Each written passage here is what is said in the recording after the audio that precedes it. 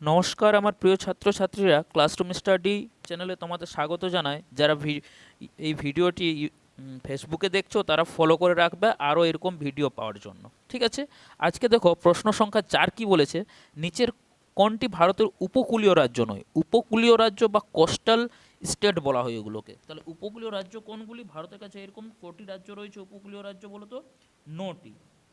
ভারতের কাছে কটি উপকূলীয় রাজ্য রয়েছে বলো? 9টি। সেই রাজ্যগুলি কি কি দেখো, এখানে লক্ষ্য করো। পশ্চিম থেকে পূর্বে যদি আমরা যাই উপকূলীয় রাজ্যগুলো, তাহলে আমরা পাবো প্রথমে কে? গুজরাট। তারপরে এই যে সবুজ রং দেখতে পাচ্ছ তোমরা, এটা হয়ে গেলো মহারাষ্ট্র। নিচে একটা হলুদ রং দেখতে পাচ্ছ, এই যে এটা হয়ে যাচ্ছে তোমার গোয়া। এই বেগুনি কালারটা হয়ে যাচ্ছে তোমার কর্ণাটক। আর তার নিচে রয়েছে কেরালা। আর ডান পাশে রয়েছে তামিলনাড়ু। এই যে হালকা ব্ল্যাকটা রয়েছে অন্ধ্রপ্রদেশ, হালকা হলুদ রঙেরটা হচ্ছে তোমার উড়িষ্যা, আর কমলা বা অরেঞ্জ রংটা হয়ে যাচ্ছে তোমার ওয়েস্ট বেঙ্গল। এই 9টি রাজ্য হচ্ছে ভারতের উপকূলীয় রাজ্য। তার মধ্যে সবচেয়ে বড় উপকূলীয় রাজ্য হচ্ছে কি? গুজরাট। সবচেয়ে বড় উপকূলীয় রাজ্য কি হচ্ছে? এই যে গুজরাট, অপশান এতে দেওয়া রয়েছে।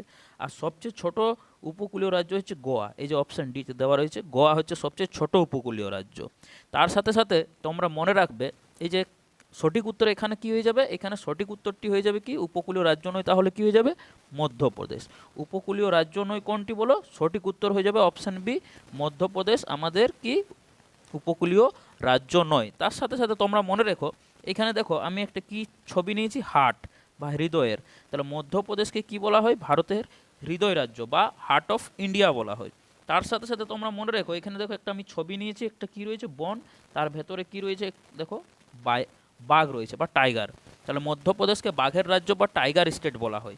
আর এই যে বাঘ বা টাইগার কোথায় রয়েছে বলো? এই বনের ভেতরে। তাহলে মধ্যপ্রদেশকে কি বলা হয়? বা বলতে পারি মধ্যপ্রদেশে সবচেয়ে পরিমাণ বেশি রয়েছে কিসের? বনভূমির পরিমাণ সবচেয়ে বেশি রয়েছে। আর যদি বলা হয় আয়তন দিক থেকে সবচেয়ে বেশি বনভূমির পরিমাণ মধ্যপ্রদেশ।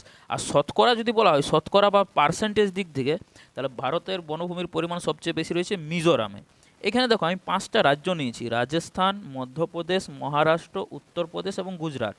এই যে ক্রমটা রয়েছে, ভারতের আয়তন দিক থেকে সবচেয়ে প্রথম 5টি বৃহত্তম রাজ্য। তাহলে আয়তন দিক থেকে বৃহত্তম রাজ্যকে রাজস্থান, তারপর হচ্ছে দ্বিতীয় মধ্যপ্রদেশ, তৃতীয় মহারাষ্ট্র, চতুর্থ উত্তরপ্রদেশ এবং পঞ্চম হচ্ছে গুজরাট। তার সাথে সাথে মনে রাখো, চতুর্থ হচ্ছে আয়তন দিক থেকে সবচেয়ে বড় রাজ্য উত্তরপ্রদেশ, কিন্তু বলা হয় যদি জনসংখ্যার বিচারে উত্তরপ্রদেশ সবচেয়ে প্রথম রয়েছে জনসংখ্যার বিচারে। ঠিক আছে বন্ধুরা, আজ এই পর্যন্তই। পরের ভিডিওতে আমি আবার নতুন ভিডিও নিয়ে আসবো। যারা যারা দেখছো ইউটিউবে তারা সাবস্ক্রাইব করবে এবং ফেসবুকে যারা দেখছো ফলো করে রাখবে।